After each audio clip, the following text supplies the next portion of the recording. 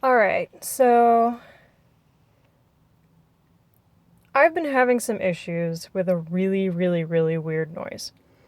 It's kind of a cross between a shudder and kind of like when gears don't quite catch, but rapidly. As you can see, this is a 2002 Volkswagen Beetle TDI. She's at 186,000 miles. I bought it pristinely maintained. Everything was really well documented. Everything is kept up to date. The transmission is beautifully maintained. Timing belt was replaced at 150,000 miles and 80,000 miles. I'm not sure why they replaced it twice. But let's start her up. It starts up perfectly fine. I don't really think, yeah, she starts up perfectly fine. Doesn't jump around too bad. Sounds nice. I have no issue with it jumping when I put it in reverse. And then there's drive. But, let me get out of the driveway because if someone comes home. And I will show you this, if I take off too quickly while it's in first gear, it shudders like nobody's business. So, I'll go ahead and see if I can get this to do it. Just go drive around my neighborhood really quickly. See? Perfectly fine from a slow start right there. I just had today, actually, all of the transmission fluid drained and replaced by a Volkswagen specialist, as well as the filter replaced. So let's see if I can get this to do it today.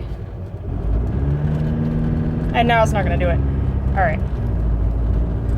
Give me 2 seconds. I'm gonna see if I can get it to, I'm gonna take a little drive.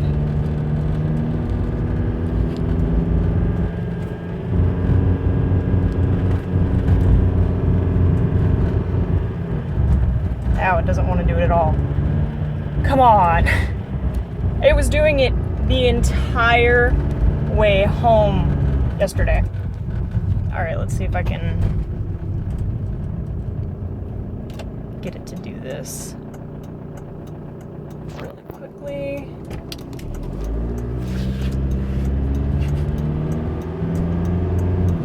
Nope.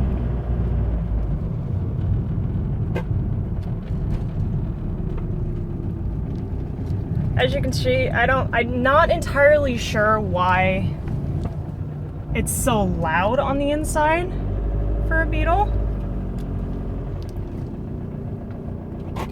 But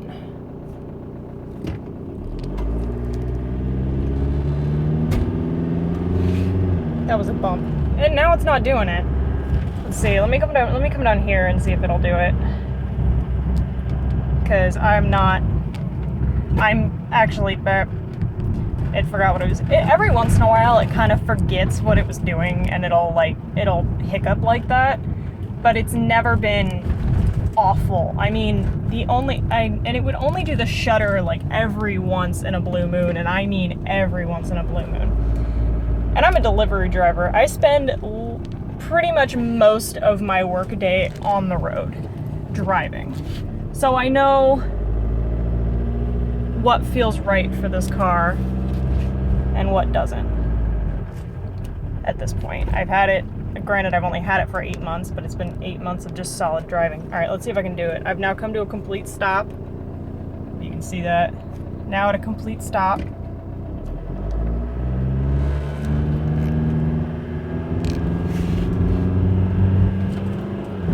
And now it doesn't want to do it. But it does make this really loud, angry shuddering sound that like shakes the steering column and everything. And I called a transmission specialist to see what was up with it, and he told me that my control module for my transmission is broken, and that I need to, and that he can't put a new control module onto my car, and that I'd have to replace the entire transmission, because if he put a new control module on a transmission this old, it wouldn't be able to make it out of the parking lot. It would just kaput right there as soon as you started it up. But I have no issues of it slipping out of reverse or out of drive into reverse. I have no issues with it sticking in a gear. Granted, besides it going uphill, which is actually extremely normal for a diesel. I mean, I'll get out and show you. There's no... Oh, that was the wrong lever. I'm stupid. There's no standard diesel shake. That's not what I meant to say. But there's no... Hold on.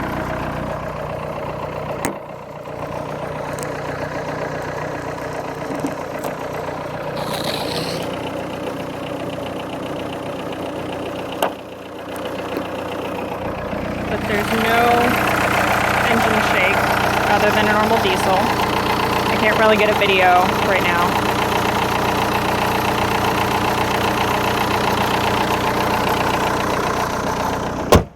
Nothing's out of order. I mean, I do have a bit of an issue with every once in a while my lights will actually wiggle out of place. My awesome little thing. But every once in a while my lights will wiggle out of, the connections for my lights will wiggle out of place. And my headlights and taillights will go out, and all I have to do is just kind of kick them. But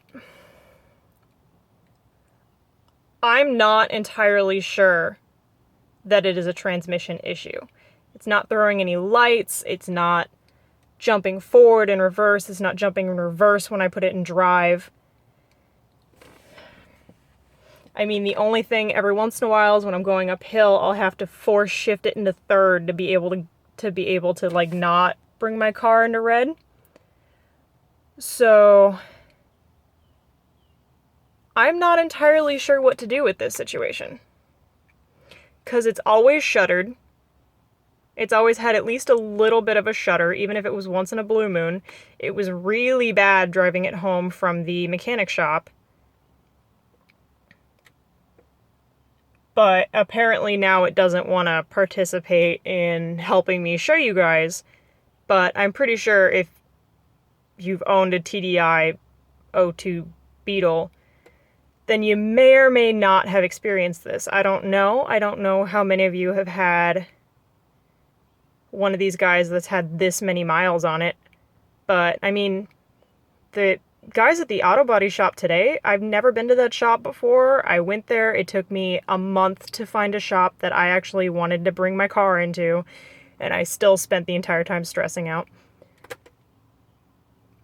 And they were genuinely shocked with how amazing of condition that this car is in. And it's like, it's extremely well maintained. I have maintained it to a T since I bought it. And it's just always had that shudder, and I'm not sure what it is. But, I mean, if you guys have any guess as to what it is, please tell me, so I don't go through and spend $3,000 or more on having to replace a tuition. Granted, that's also $3,000 that I don't have. So, if you guys have any better ideas as to what it might be, please let me know. There are really honestly no other issues with this car. I have not had a single problem since I bought it.